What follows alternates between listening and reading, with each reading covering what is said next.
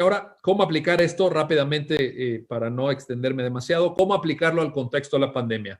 Pues yo creo que hay varias lecciones aquí. Vuelvo al principio casi. Hay que minimizar los poderes, todos los poderes. Desde luego, en un ámbito en donde se ha extendido o se han extendido las medidas de confinamiento domiciliario en muchos de nuestros países, ha aumentado la violencia contra las mujeres, contra los sujetos más débiles en las relaciones familiares. Han aumentado también los actos de arbitrariedad de patrones hacia trabajadores, de empresarios hacia trabajadores, y hay que buscar garantías y medios de protección para asegurar la subsistencia en un proceso que es muy complejo. En un proceso que es muy complejo porque lo primero que hay que procurar es la subsistencia de la fuente de trabajo. Y eso debe generar esquemas de negociación entre las partes involucradas en una relación laboral. Hay que darnos cuenta de la realidad económica por la que están pasando muchas empresas, pero sin que podamos dar rienda suelta a los llamados poderes salvajes al interior del derecho laboral. Creo que la idea de minimización del poder es una idea absolutamente importante en el contexto de la pandemia. En segundo lugar, creo que también podemos, a partir del modelo que describí de la teoría del derecho, denunciar las antinomias que existen. Digamos, desde el punto de vista de la teoría garantista, una tarea que tenemos que hacer todos en el contexto de un estado de excepción es la denuncia de las antinomias. El estado de excepción en Ecuador, en España, en Italia, etcétera, tiene un contexto internacional.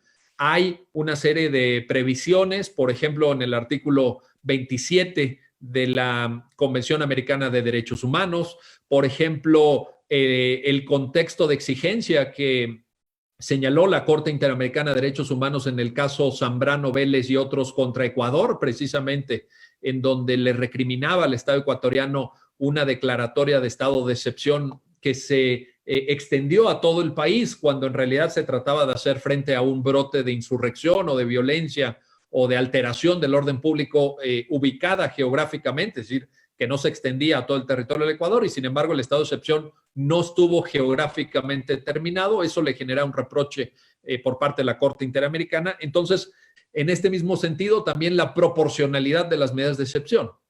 Es decir, creo que todos los criterios del principio de proporcionalidad que ha sido tan desarrollado por autores como Robert Alexi, como Aarón Barak, y de los cuales la Corte Constitucional del Ecuador ha abrevado también. Yo sé que hay varias generaciones de jueces constitucionales del Ecuador, a muchos de ellos los conozco personalmente, son profesores universitarios que conocen estas teorías y que las han aplicado en las sentencias y también, desde luego, puede ser necesario. Y luego, por último, ya con esto, pues prácticamente estoy terminando, creo que en el contexto de la pandemia, el garantismo nos puede servir también para repensar y para reconceptualizar algunos principios de carácter procesal,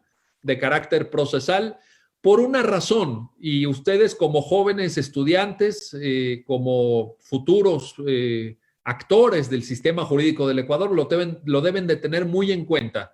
Y es que en ausencia de una vacuna que neutralice los efectos del coronavirus, del COVID-19, se genera un contexto de enorme incertidumbre respecto a cómo se va a impartir justicia. Yo creo, insisto, en ausencia de la vacuna. Si la vacuna se inventa, pues todo esto que les voy a decir no, a lo mejor ya no tiene sentido, pero no sabemos si se va a inventar o no.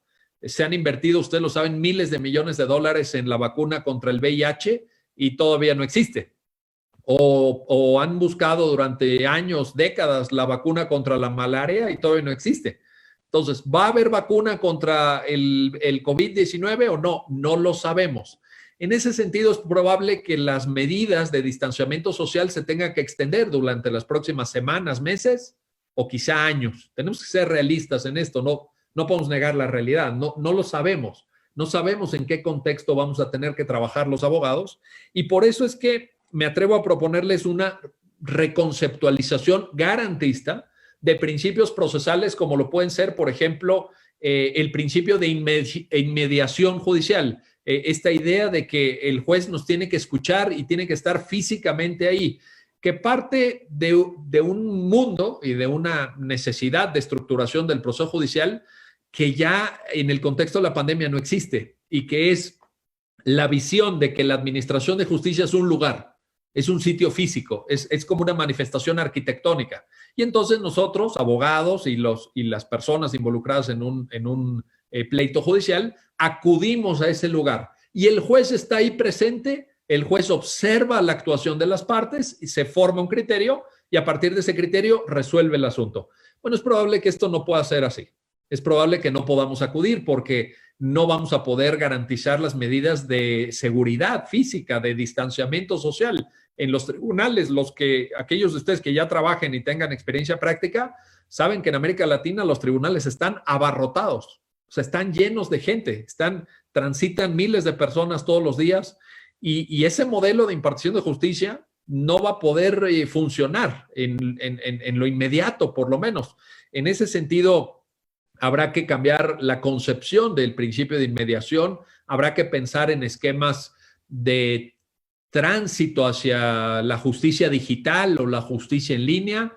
Habrá que pensar en el desarrollo de distintos razonamientos probatorios, de distintos esquemas de desahogo de prueba testimonial, quizá a través de medios telemáticos, como puede ser el uso de Zoom, como esta plataforma en la que estamos ahora conversando, etcétera, etcétera. Entonces, creo que el garantismo en el contexto de la pandemia puede ser una gran guía, puede ser una guía muy útil, porque el hecho de que tengamos que trabajar diferente no quiere decir que vayamos a prescindir de la protección de aquellos valores que han acompañado a la modernidad jurídica y que nos han definido como parte de la civilización de la humanidad. Es decir, el garantismo es una expresión civilizatoria en la historia de la humanidad y sirve a una serie de valores que debemos tener presentes con o sin pandemia. No importa, esos valores están ahí y esos valores tienen que ser protegidos. La pregunta es cómo los protegemos mejor sin poner en riesgo nuestra vida y sin poner en riesgo la salud y la integridad física de todos los involucrados en la procuración y administración de justicia. Y ese es un reto a la imaginación, es un reto de dimensiones logísticas, administrativas, estructurales, probablemente también financieras. Probablemente tengamos que invertir en generar esquemas de expediente electrónico. Leía, por ejemplo, un informe hace unos días, de acuerdo con el cual desde el año 2017, fíjense, desde 2017, en 20,000 tribunales en China, 20,000 tribunales en China, ya pusieron medios telemáticos que les permiten desahogo de audiencias a través de videoconferencia. 20,000 tribunales. Ya tenían ellos hace 3 años esa previsión. Entonces, pues nosotros tenemos también que ver de qué manera transitamos a un modelo de diferente justicia, en el cual, por cierto, esta es mi última sugerencia, con esta ahora sí ya termino, en el cual, jóvenes, ustedes tienen que estar muy alertas y muy involucrados. Yo creo que hoy como nunca es importante que ustedes piensen cómo aplicar las nuevas tecnologías al desarrollo de sus actividades como futuras abogadas y futuros abogados. Esta es una realidad que en alguna medida llegó para quedarse. El mundo del trabajo, y eso incluye el trabajo de los abogados, va a cambiar de manera sustancial. Vamos a ver más cambios en los próximos 5 años. Oigan esto, en los próximos 5 años en el ejercicio profesional de la abogacía vamos a ver más cambios que en los últimos 200 años.